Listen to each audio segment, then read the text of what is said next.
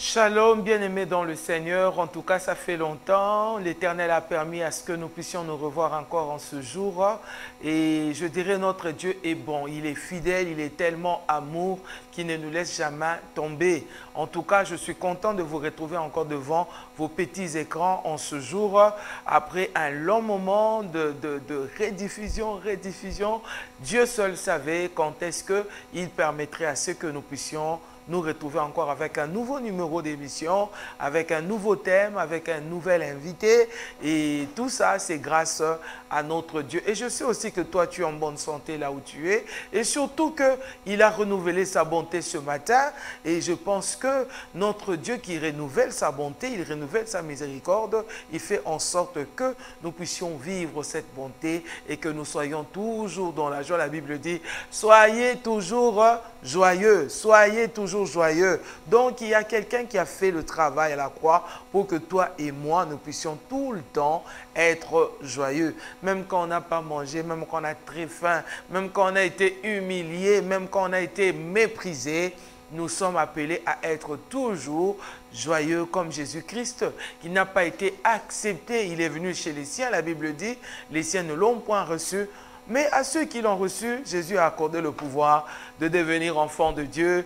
Nous sommes là, toi et moi. Nous ne sommes pas juifs de nature, mais nous sommes juifs spirituellement parce que Christ nous a donné cette nature. Et d'ailleurs, la Bible dit dans Romains, les vrais juifs, ce ne sont pas ceux qui descendent d'Israël. Mais les vrais, c'est nous qui avons reçu Jésus. Par la foi, nous sommes devenus les fils d'Abraham et nous sommes devenus les fils de Dieu, les enfants de Dieu conduits par son esprit. Aujourd'hui, bien-aimé dans le Seigneur, je ne viens pas pour te prêcher cela, mais je te dis tout simplement que la grâce de Dieu est encore disponible, raison pour laquelle nous allons parler d'un thème très important aujourd'hui. Nous parlerons de la perfection. La perfection. Qui a déjà atteint la perfection? Qui est parfait? Oh, la Bible dit quelque part, lorsque ce qui est parfait arrive, ce qui est partiel fait quoi? Disparaît. Jésus qui est parfait déjà arrivé. Donc, c'est-à-dire qu'il y a le parfait quelque part en toi et en moi, en nous, grâce à Dieu. Que Dieu vous bénisse. Nous avons un homme de Dieu excellent sur ce plateau, le pasteur Paul Dianda, que vous avez déjà suivi, je crois 2 ou 3 fois déjà sur ce plateau de rendez-vous. Et c'est avec lui qu'on a un rendez-vous ce soir. Et c'est avec lui que nous allons traiter sur ce thème, sur la perfection. Le pasteur est là et il va nous dire ce que ça veut dire la perfection. Bonsoir, pasteur. Bonsoir, pasteur. Comment vous allez? Nous nous portons bien par la grâce du Seigneur. En tout cas, ça fait quand même longtemps que vous n'êtes plus revenu sur ce plateau. Oui, Dieu n'a pas permis, à cause peut-être de plusieurs occupations par-ci par-là. Okay. Mais cette fois-là, on est là parce que le Seigneur l'a inscrit sur son programme. Okay. Et vous avez lancé l'invitation et nous voici. Ok, gloire soit rendue au Seigneur. Je signale qu'il est le pasteur de l'église L'Assemblée des Saints de Delvaux. Église L'Assemblée des Saints de Delvaux. C'est lui le pasteur Paul Dianda.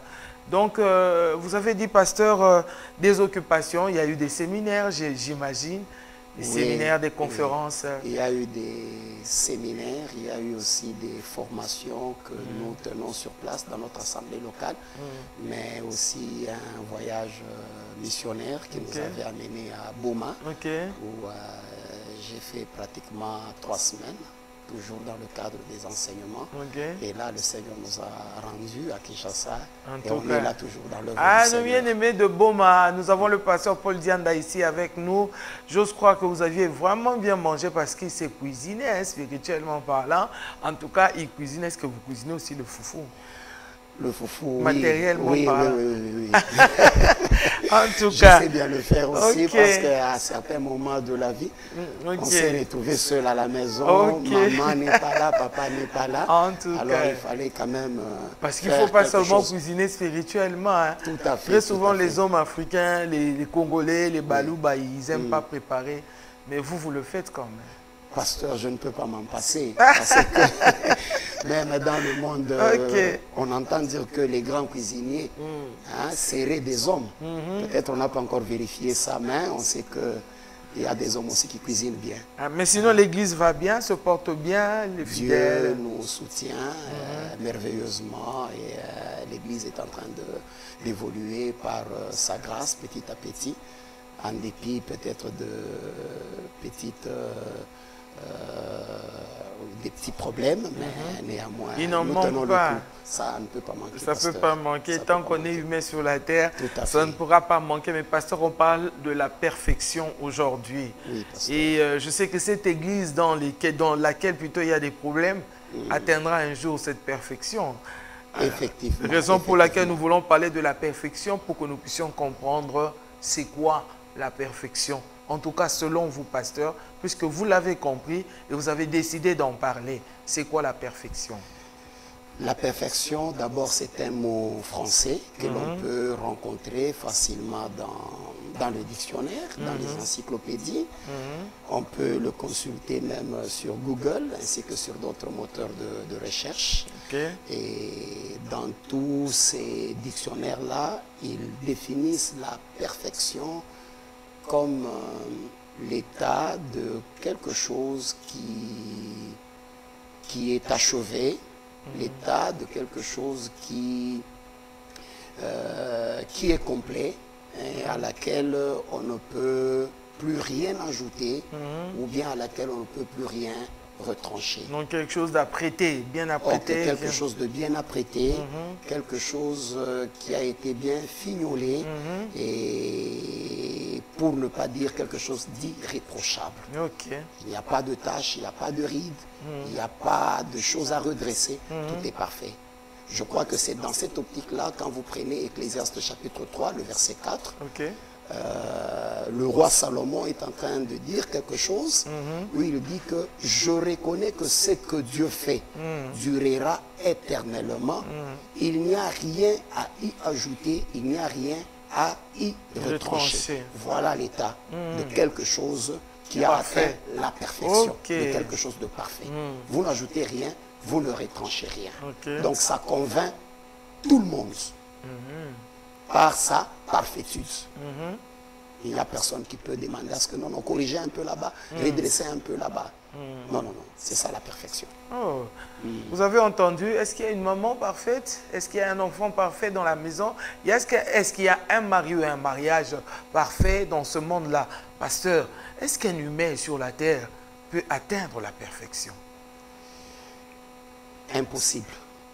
Un humain, de manière isolée, de manière autonome, de ses propres forces, ne peut jamais atteindre la perfection. Okay. Nous sommes dans un cadre où nous regardons la perfection comme une ligne orientée qui n'a pas de fin. Pour dire que la perfection devient un idéal. Pour dire que la perfection, c'est un processus dans lequel l'humain est engagé. Il est engagé peut-être jusqu'au dernier souffle de sa vie. Il sentira toujours en lui le sentiment de l'inachevé, le sentiment de n'avoir pas atteint. Vous voyez, parce que quand nous parlons de la perfection, on peut même comparer cela à quelqu'un qui aurait atteint 100% ou bien 10 sur 10 dans ce qu'il voulait entreprendre ou faire dans la vie. Mais malheureusement, l'homme de ses propres efforts, il peut poursuivre la perfection, mais ne pourra jamais. Mais vous savez, il y a même des enseignants qui, son élève a 10 sur 10. Oui. Mais juste parce qu'il est humain, il lui donne 9,5. Tout à fait. Donc, je veux dire dans ce sens, est-ce que l'humain peut regarder l'autre et dire que cet homme-là est parfait dans ce qu'il fait? C'est possible? Non, c'est pratiquement impossible. Dans la dimension humaine, sans l'apport de Dieu, sans l'intervention de Dieu dans sa vie, c'est pratiquement impossible que l'on puisse voir une personne qu'on présente comme étant parfaite. Non, cette personne a atteint la perfection. C'est pratiquement impossible. Ok. Oui. Alors, pasteur, partons de Éphésiens chapitre 4. Ok. Je prends le verset 11 et le verset 12, si pas aller même jusqu'au verset 13. La Bible dit ceci: il a donné les uns comme apôtres, les autres comme prophètes, les autres comme évangélistes, les autres comme pasteurs et docteurs, pour le perfectionnement des saints en vue de l'œuvre du ministère et de l'édification du corps de Christ, jusqu'à ce que nous soyons tous parvenus à l'unité de la foi et de la connaissance du Fils de Dieu, à l'état d'homme fait à la mesure de la stature parfaite de Christ. Vous dites, c'est vraiment impossible qu'un humain puisse atteindre la perfection. Mais qui sont les saints pour lesquels les évangélistes, les docteurs doivent travailler, œuvrer afin de les emmener à la perfection? Ici, directement, nous entrons dans une matière de foi. Nous faisons directement intervenir Dieu. Parce qu'en réalité, la perfection, c'est le point culminant plutôt de l'échelle des valeurs. Parce que l'homme a toujours évalué les choses. Il y a une échelle des valeurs. Quand on a appris à l'école, on savait que l'évaluation pouvait partir de la cote mauvaise pour atteindre la cote excellente. Vous voyez. Mais entre les deux là-bas, il y avait des cotes telles que médiocre, assez bien, très bien, ainsi de suite, pasteur. Ça veut dire que la perfection est toujours mesurable par rapport à un état final. Voilà pourquoi on ne peut pas parler de la perfection sans trouver le modèle de perfection en quelque chose d'autre. Ici, je voudrais dire que si l'homme ne peut pas être parfait de lui-même, mais Dieu est parfait de lui-même et en lui-même. Ça veut dire que Dieu demeure d'abord le premier modèle de la perfection. Voilà pourquoi Matthieu chapitre 5, le verset 49, Jésus est en train de dire dans cette écriture-là que soyez donc parfaits comme votre Père céleste. Voyez-vous, il prend le Père céleste comme étant le modèle. Et nous devons être évalués ou soit modélés sur base de ce qui est, ce qui est déjà parfait. Et ce qui est déjà parfait, c'est Dieu lui-même. Ce qui est présenté comme modèle. Voyez-vous, c'est comme ça que maintenant, l'apôtre Paul, dans l'écriture que vous venez de donner, Éphésiens chapitre 4, à partir du verset 11e jusqu'au 12e, il dit, Dieu a donné aux uns comme apôtres, prophètes, pasteurs, docteurs, évangélistes, pour le perfectionnement des saints. C'est-à-dire, les 5 ministères qui agissent dans l'Église font un travail de perfectionner les saints, qui sont au fait les membres d'église, les sauvés, ceux-là qui ont cru. Les membres d'église, les sauvés, les humains. Les humains. Alors ces humains-là subissent un travail de la part du ministère pour élaguer de leur vie toutes les imperfections qui sont ici sous-entendues comme le péché, le mauvais caractère et autres choses semblables qui doivent être enlevées par le travail du ministère afin de pouvoir présenter l'Église égale ou soit ayant atteint la dimension de celui-là qui est parfait, c'est-à-dire la dimension de Dieu. Alors, pasteur, vous avez parlé de ça, c'est très bien. Les saints, les évangélistes et tous ces gens doivent faire ce travail afin de perfectionner les saints. Ces 5 ministères aujourd'hui continuent à œuvrer sur la terre. Pensez-vous qu'ils sont encore sur leur mission? Parce que moi, je considère par cette écriture que l'objectif premier de chaque personne qui est serviteur de Dieu, qui se retrouve dans un des ministères, donc son objectif premier, c'est de faire en sorte que ceux qui sont devant lui ou ceux qui sont ses brebis atteignent ce niveau-là de perfection, de la stature parfaite de Jésus-Christ. Pensez-vous, avec le travail tel qu'il est et tel qu'il est fait aujourd'hui, que les hommes de Dieu, vous les représentez tous, hein, pasteur, que les hommes de Dieu, ils font vraiment ce travail-là? Si ce n'est pas perfectionner les poches, les ventres, les maisons. D'accord, vraiment une très très bonne lecture de la situation présente de l'Église. Vous savez, quand quelqu'un est appelé pour un travail, il doit connaître ce pourquoi il a été appelé. Bien sûr. Si je suis appelé dans une maison pour faire la cuisine, je dois savoir que j'ai été appelé pour faire la cuisine. C'est mon poste. C'est mon poste. Je suis à mon poste et j'attendais pour recevoir ce que Dieu allait me dire.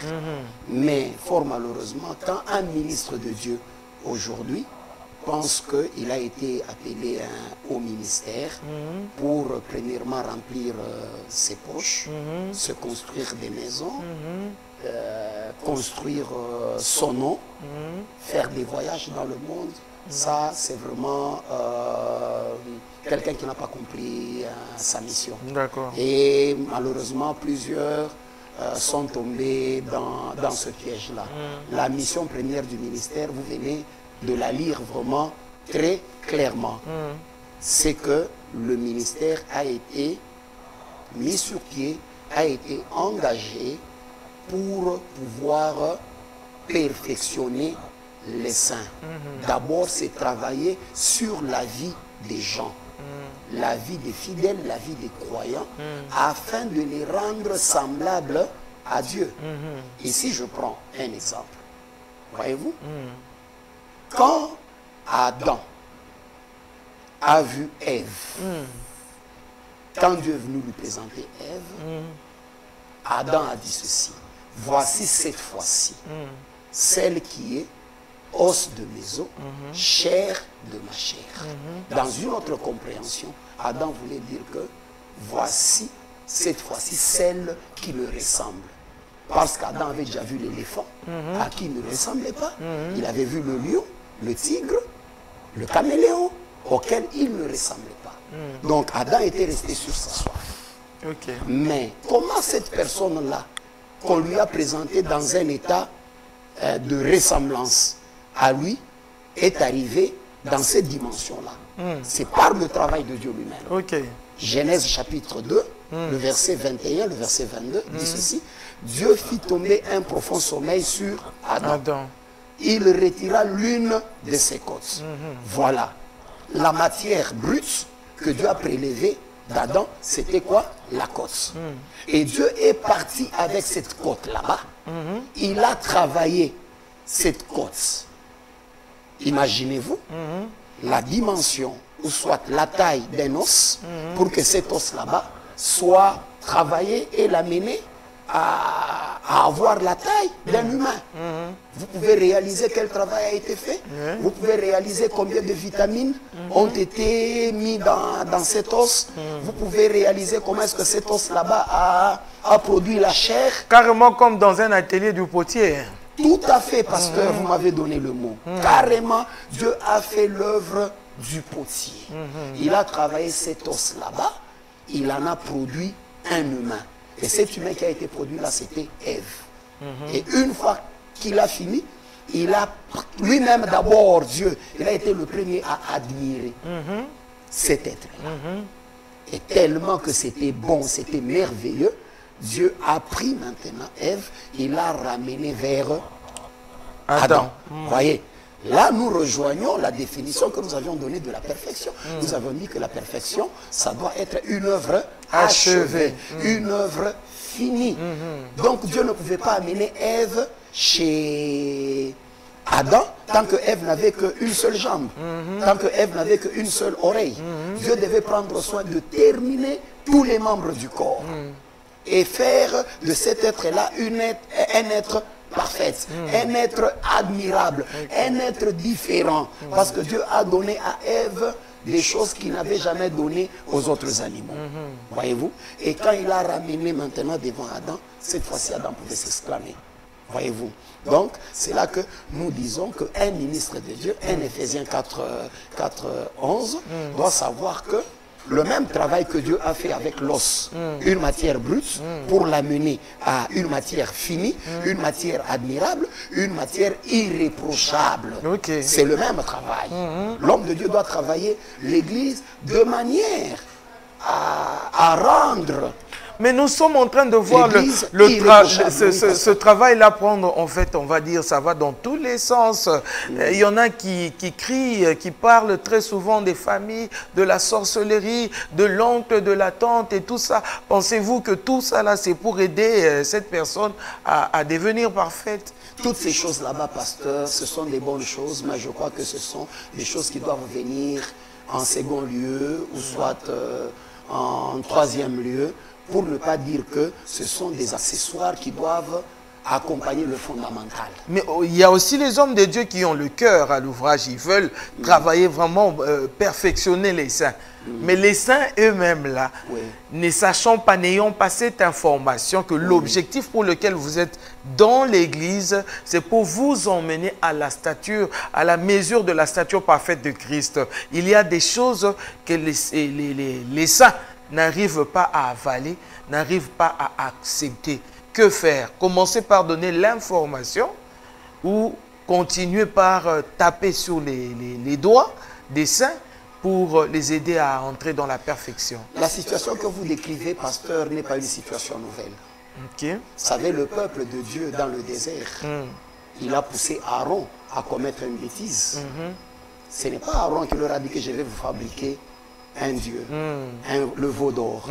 Mais c'est le peuple qui a dit, fabrique-nous un dieu que nous voyons de nos propres yeux. Parce que Moïse, depuis qu'il est parti, nous ne savons pas ce qu'il est devenu. Aaron, il a oublié sa mission. Voyez-vous? Il a accepté ce que le peuple était en train de lui demander. Et nous connaissons tous la finalité d'Aaron. Aaron n'est pas arrivé en Canaan. Il est mort dans le désert. Ça veut dire quoi? Ça veut dire que bien que le peuple a ses désirs, le peuple a ses attentes, le peuple veut devenir riche, le peuple veut vivre dans un monde sans maladie, le peuple veut se marier, un peu tout ça. Mais l'homme de Dieu ne devra pas oublier le fondamental. Savoir que la destinée de l'Église, c'est le ciel. C'est de présenter l'Église comme une épouse qui s'est préparée pour son mari. Et le mari de l'épouse, c'est Dieu lui-même. Donc, les hommes de Dieu doivent faire vraiment un effort pour revenir au fondamental de leur appel. La chose pour laquelle le Seigneur les a appelés. Ici, quand j'ai parlé de Dieu qui a travaillé l'os, de Dieu qui a travaillé l'os, vous voyez que là, Dieu fait le rôle du ministère. Ça veut dire que c'est Dieu qui est le véritable ministre. Voilà pourquoi dans Ephésiens chapitre 4, 11, nous, il est dit que nous avons été établis comme.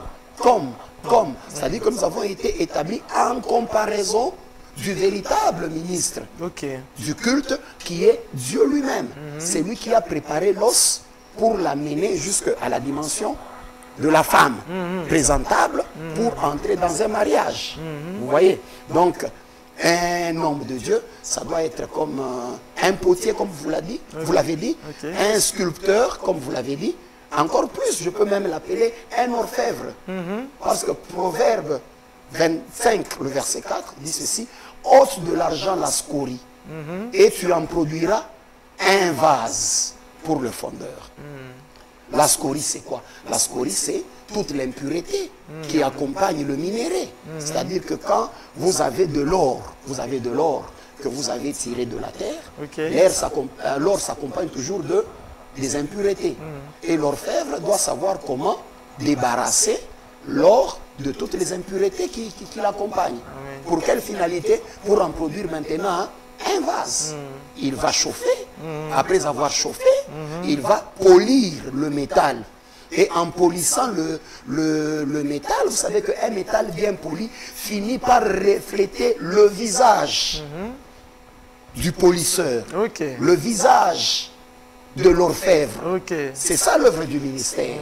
Ça veut dire que le ministère doit travailler l'Église pour reproduire l'image du ministre d'abord lui-même, dans la vie des enfants de Dieu. Raison pour laquelle le ministre doit être un modèle lui-même. Un modèle. Paul l'a dit, soyez des imitateurs, comme je le suis moi-même de Christ. Voyez-vous, il dit même que j'étais le regard sur le modèle des autres, ceux-là qui vous ont précédé dans la foi. Vous voyez, ça veut dire que nous faisons l'œuvre des orfèvres ou bien des argentiers. Les enfants de Dieu sont considérés comme du métal qui passe par le feu et qui passe par le polissage afin de faire quoi? De reproduire notre image. Comme dans le tabernacle.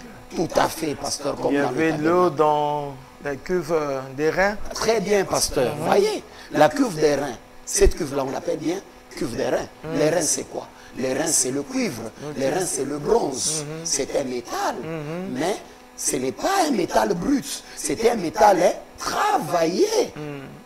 Par qui? Par les deux hommes dont Dieu avait un oint de l'esprit. Là, nous sommes dans Exode chapitre 31. Dieu dit à Moïse que j'ai oint Bétzalel et Our. Je leur ai donné l'intelligence de faire tous les ouvrages, de travailler les métaux, de travailler les reins, de travailler l'or, un peu tout ça. Ouais. Ça veut dire que Our et Bétzalel, c'était aussi des types du ministère qui devaient travailler ces terrains-là, qui étaient de les reins bruts, pour le polir jusqu'à ce que les reins a commencé à refléter l'image de quiconque se regardait dans le miroir. Vous voyez, parce que nos miroirs actuels n'ont rien de comparable avec les miroirs anciens. Les miroirs anciens, c'était du métal vraiment finement poli pour reproduire l'image de celui-là qui a poli le métal. Et lorsqu'il se regardait, l'objectif était de se voir propre. De se voir propre. De se voir saint pour rentrer dans le lieu très saint. Tout à fait. Tout à fait. L'objectif était de se regarder s'il y a quelque chose qui ne va pas, s'il y a une impureté, et corriger. Parce qu'entrer dans le tabernacle exigeait aussi une certaine perfection. Ça devait être des gens sans défaut, voyez-vous.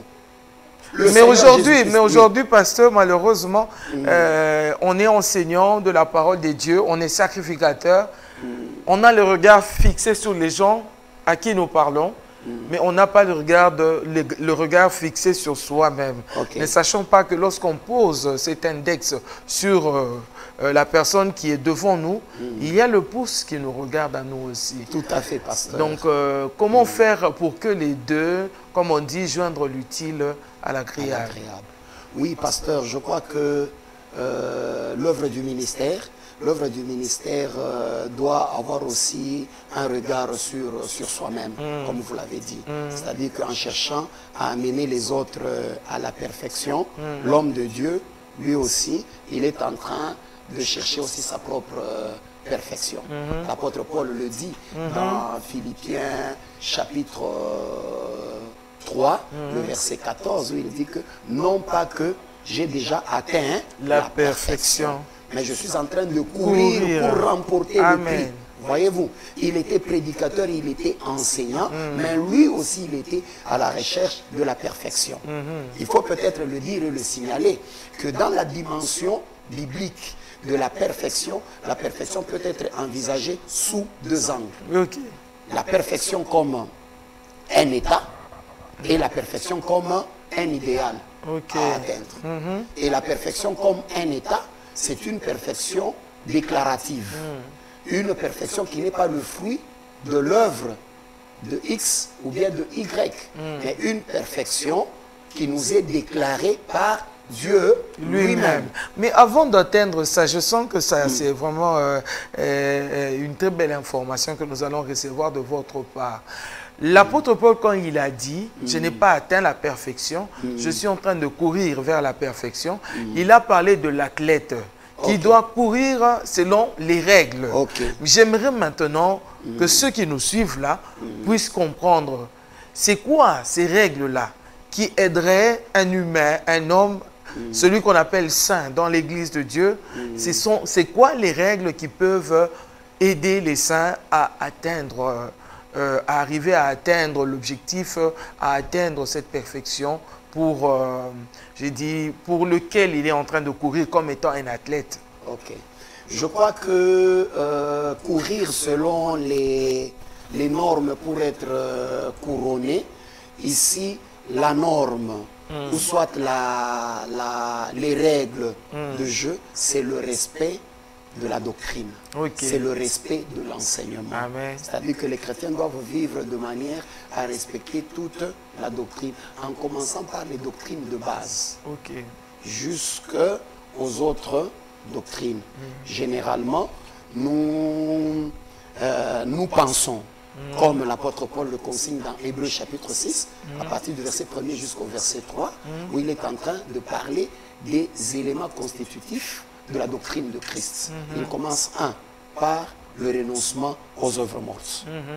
2, la doctrine des baptêmes. 3, il parle... Non, 2, c'est la doctrine de la foi en Dieu. 3, la doctrine des baptêmes. 4, la doctrine de l'imposition des mains. 5, la doctrine des résurrections. Et 6, c'est la doctrine des jugements éternels.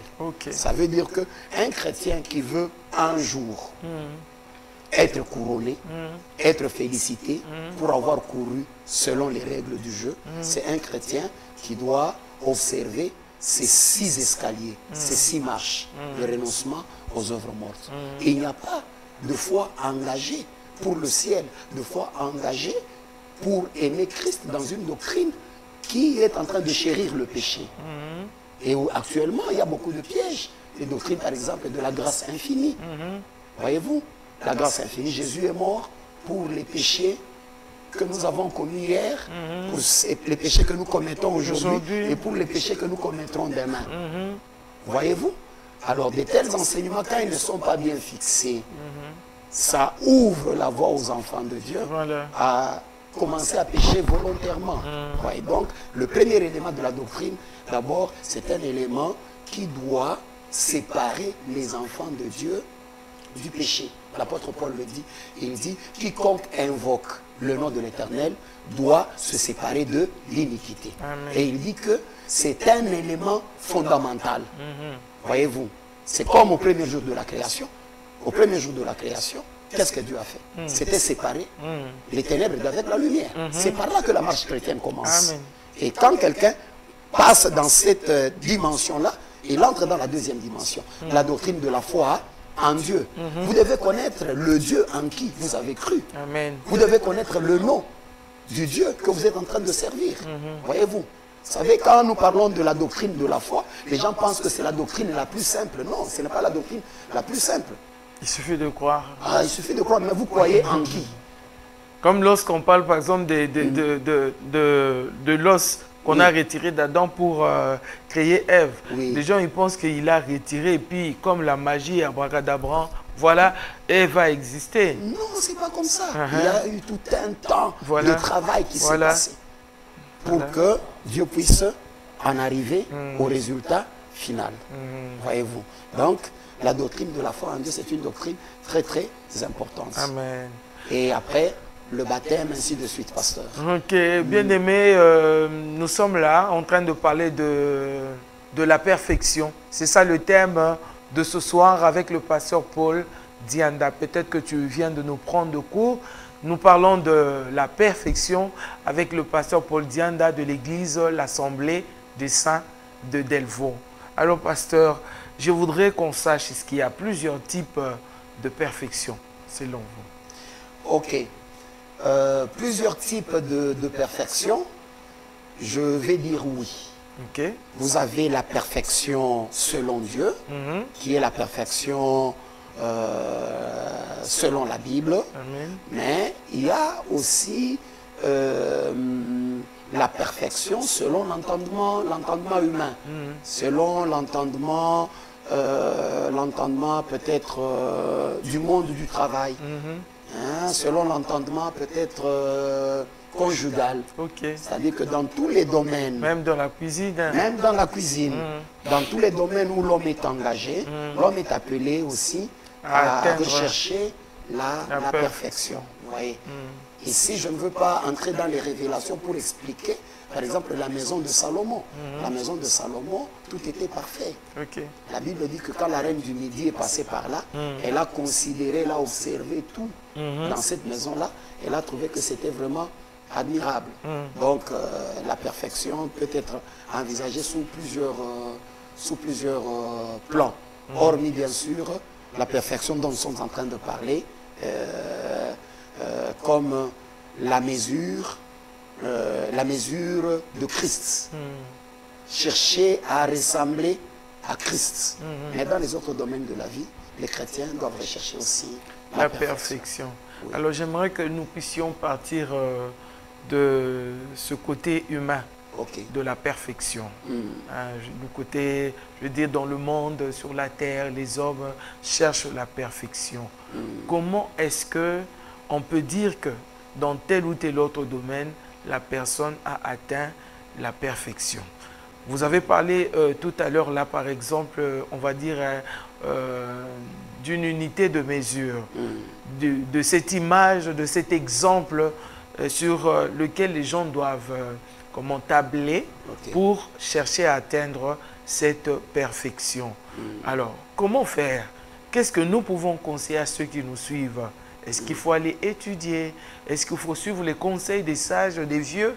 Et qu'est-ce qu'il faut faire pour en arriver à la perfection? D'accord, pasteur, je vais en profiter vraiment pour ramasser deux choses avant de répondre à la question. J'étais en train de dire que sous l'angle biblique, nous considérons la perfection comme un état, mais nous considérons aussi la perfection comme un idéal que nous devons atteindre. Voilà. J'ai expliqué la perfection comme un état. Et cet état-là, il est le résultat de la perfection produite par Christ lui-même, qui était l'homme parfait et qui nous a donné cette perfection là-bas par substitution. Il nous a substitué à sa place. Et là, nous devenons directement parfaits. Là, quand vous prenez Jacques chapitre 1, le verset 4, l'apôtre Jacques appelle les chrétiens comme étant des parfaits. Quand vous prenez 1 Corinthiens chapitre 2, le verset 6, les chrétiens aussi sont appelés comme étant des parfaits. Là, maintenant, c'est Hébreux chapitre 10, 14, qui dit que par une seule offrande, Christ a ramené les croyants à la perfection. J'aimerais que vous qui nous suivez, nous sommes là nous sommes dans Hébreux chapitre 10, au verset 14. Je peux le lire, pasteur? Oui, pasteur. Car par une seule offrande, il a emmené à la perfection pour toujours ceux qui sont sanctifiés. Vous voyez, il a amené à la perfection pour toujours ceux-là qui sont sanctifiés. Par une seule offrande. Et quelle est cette offrande-là? C'est l'offrande du corps du Christ. Là, c'est une perfection, je dirais, déclarative. Ce n'est pas nous qui avons travaillé, c'est lui qui a travaillé. Il a pris sur lui tous nos péchés. Il a pris sur lui toutes nos impuretés. À l'exemple biblique du bouc Azazel, du bouc Azazel, que l'on chargeait de tous les péchés de la communauté d'Israël. Et c'est ce jour-là que Dieu regardait la communauté comme étant sainte, parce que un seul bouc a été chargé de tous les péchés. De tous les péchés de la communauté. C'est ce qui s'est passé à la croix de Golgotha. Pour dire qu'aujourd'hui, moralement, quand vous regardez l'Église, quand vous regardez les sauvés, vous pouvez les reprocher de plusieurs choses. Là, c'est parce que vous avez des lunettes morales. Mais ici, nous ne parlons pas des lunettes morales. Ici, nous sommes en train de parler de la foi. La foi nous a déclarés parfaits. Et nous le sommes par la foi. Et Dieu n'appellera personne en jugement à cause seulement de sa foi dans l'œuvre du Christ. Mais il ne faudrait pas que cette perfection là-bas, déclarative, devienne pour l'Église une occasion de mener n'importe quelle vie. Il faut maintenant comprendre qu'il y a aussi la perfection comme idéal à atteindre. Donc dans la vie chrétienne, il y a les deux. Il y a les deux. Il y a la perfection déclarative, il y a aussi la perfection comme idéal à suivre. C'est-à-dire cette image qu'il y a devant nous que nous sommes en train de chercher à poursuivre. Cette image que nous voulons reproduire. Copier la vie de Christ. Voilà. Comme l'apôtre Paul le dirait que ayez en vous les sentiments qui étaient en Christ. Cherchez à vivre comme Christ. Amen. Mirez-vous vous-même devant le miroir de la parole de Dieu. Ces œuvres que je fais, est-ce que ce sont des œuvres que Christ ferait s'il était encore sur la terre? Christ s'habillerait de cette façon. Christ parlerait-il de cette façon? Christ réagirait-il de cette façon? Vous voyez, là nous sommes en train de nous mirer devant le miroir de la parole. Est-ce que si Christ était femme comme toi,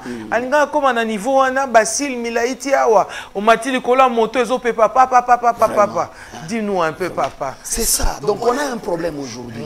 Vous trouvez des gens qui se déclarent croyants, mais en fait vous ne les sentez pas dans cette course là-bas de la poursuite de la perfection. Les gens prient, ils demeurent les mêmes. Non, nous devons améliorer du jour au jour. Vous voyez, dans notre manière de nous habiller. Il y a certaines qui disent parce que ça fait quand même longtemps depuis qu'on nous a dit que Jésus-Christ revient. Il ne revient pas. Il y en a qui sont fatigués. Oui, en fait, il ne pouvait pas prendre la chose de ce côté-là. Il devait plutôt prendre la chose d'un autre côté. Savoir que la patience de notre Dieu, c'est notre salut. Amen. Il est patient avec nous. Vous voyez, regardez, hein, comme la Bible rend ce tableau ici, le tableau d'Esther. Esther a entendu par le canal de son oncle Mardoché que le roi Assuérus était en train de chercher une épouse. Elle ne s'est pas présentée seule. Elles se sont présentées nombreuses. Elles se sont présentées nombreuses. Mais la différence avec Esther, c'est que Esther était attentive au conseil de l'eunuque du roi. Parce qu'il savait que c'est l'eunuque du roi qui connaissait les goûts du roi. Ah, le roi n'aime pas des femmes comme ça. Le roi n'aime pas des femmes qui s'habillent comme ça. C'est comme ça que dans son attention aux enseignements, aux recommandations de l'eunuque du roi, l'eunuque lui a fourni et la myrrhe et les aromates pendant une période d'une année. Bien aimé, l'eunuque dont nous parlons ici, c'est dans l'histoire d'Esther. Mais ici sur la terre, toi qui pries quelque part, tu es un pasteur. C'est ça l'eunuque que Dieu a placé à côté de toi. Amen. Pour que cet eunuque t'aide à arriver vers le Seigneur qui t'attend. À faire ressortir ta beauté. C'est vrai, Esther était belle, mais sa beauté a été perfectionnée. Amen. Pendant une année auprès de l'eunuque. Auprès de l'eunuque. Vous voyez un peu. Donc, Esther n'allait pas dire que il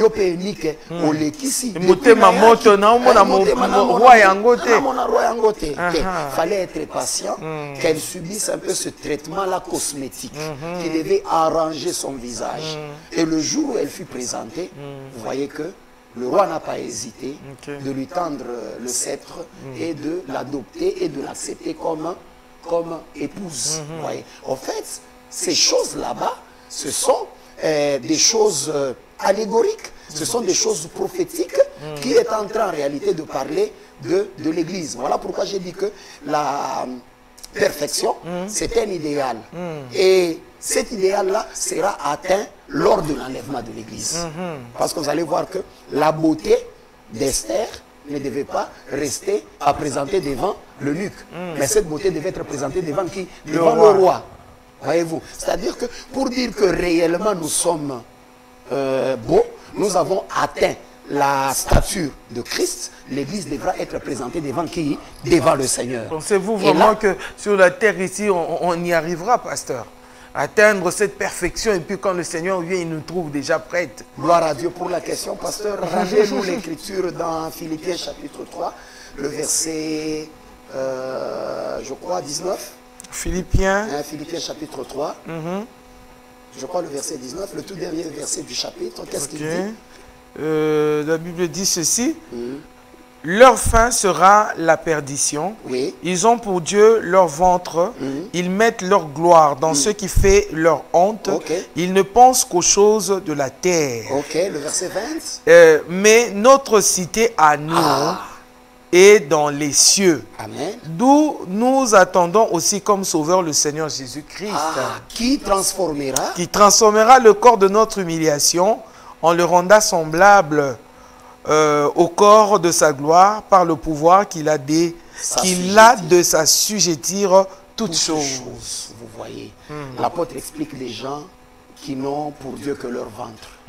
Ils mettent leur gloire dans ce qui fait leur honte. Mais pour nous, nous attendons une cité céleste. D'où viendra le Seigneur Jésus-Christ qui transformera ce corps de honte en le rendant semblable au corps de sa gloire. C'est là que j'ai dit que l'atteinte de la perfection se fera au jour de l'enlèvement.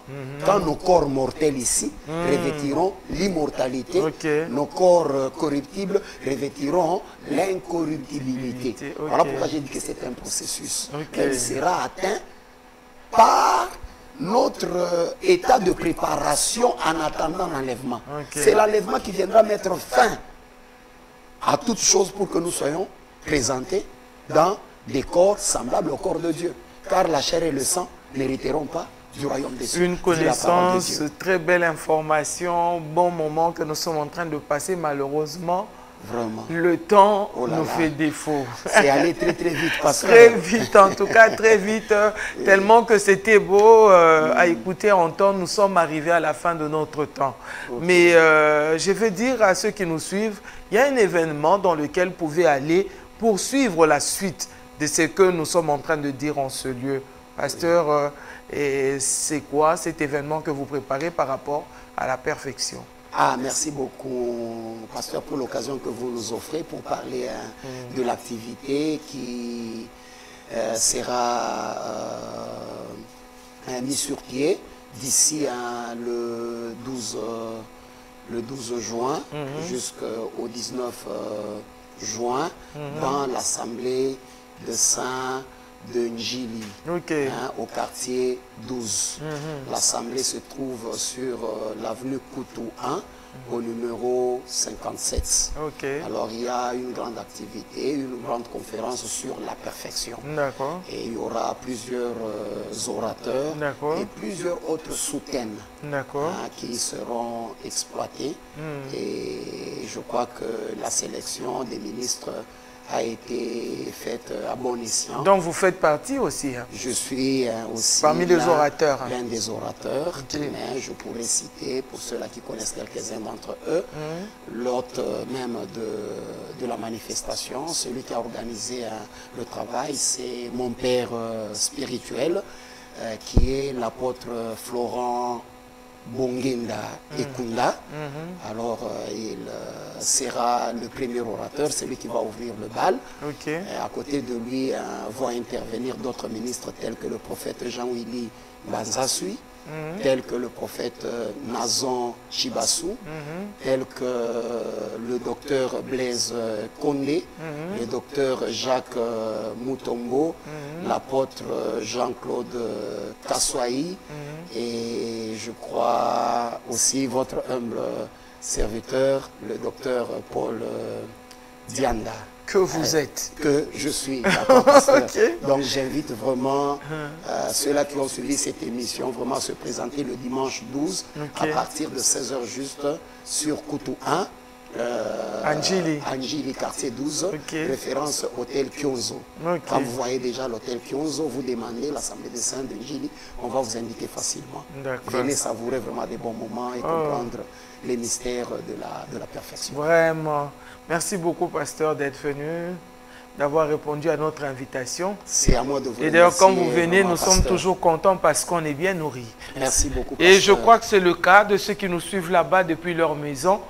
Vraiment, nous avons parlé de la perfection. Vous avez entendu, bien-aimés dans le Seigneur, nous sommes en train de courir, comme l'apôtre Paul a dit, nous courons vers la perfection, nous ne sommes pas encore arrivés.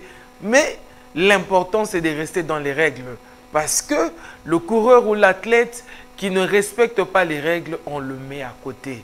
Et restons sur les règles, parce que même dans Romains 11, la Bible dit là-bas, même Israël qui était de l'olivier franc a été détachés, mais nous qui étions de l'olivier sauvage, nous avons été attachés. Si à eux c'est arrivé, ça peut arriver aussi à toi qui as reçu Christ comme ton Seigneur et ton Sauveur personnel. Alors nous devons faire attention.